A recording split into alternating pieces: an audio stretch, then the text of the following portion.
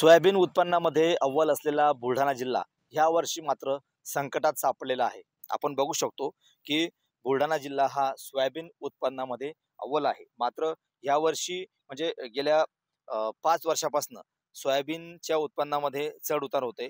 या वर्षी सुद्धा सोयाबीन उत्पादन हे कमी होण्याची शक्यता नाकारता येत नाही। त्याचं कारण असं आहे की गेल्या काही महिन्यापासून बुलढाणा जिल्ह्यामध्ये अतिवृष्टी होते, बोंडअळीचा प्रादुर्भाव होतोय, कीटक नाशक कीटक जे आहेत ते सुद्धा या सोयाबीनवरती पडल्यामुळे सोयाबीनचं मोठं नुकसान झालेलं आहे।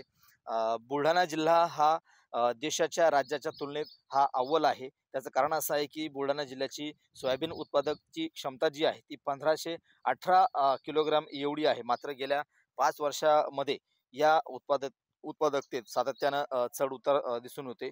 गेल्या 3 वर्षात हेक्टरी उत्पादन घटल्याचंही या ठिकाणी स्पष्ट झाले आहे। यंदा तर आसमानी आणि सुलतानी संकटाने सुद्धा सोयाबीन उत्पादक शेतकरी या ठिकाणी अडचणीत आलेले आहे। त्यामुळं सोयाबीन उत्पादन या ठिकाणी घटण्याची भीती सुद्धा व्यक्त केली जाते।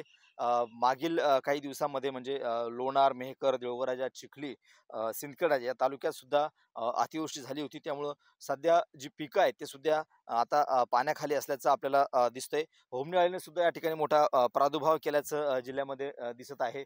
कीटकं सुद्धा सोयाबीनवर पडल्यामुळं उत्पादक शेतकरी जो उत्पादक आहे ते सुद्धा अडचणीत आले, मोठा खर्च सुद्धा झालेला आहे। मात्र ह्या वर्षी जी आहे सोयाबीन या ठिकाणी कमी होण्याची शक्यता नाकारता येत नाही। त्यामुळं शेतकरी आर्थिक अडचणीत आल्याचं आपल्याला पाहायला मिळते। कॅमेरामन निलेश देशमुखसह गणेश सोळंकी, TV9 मराठी, बुलढाणा।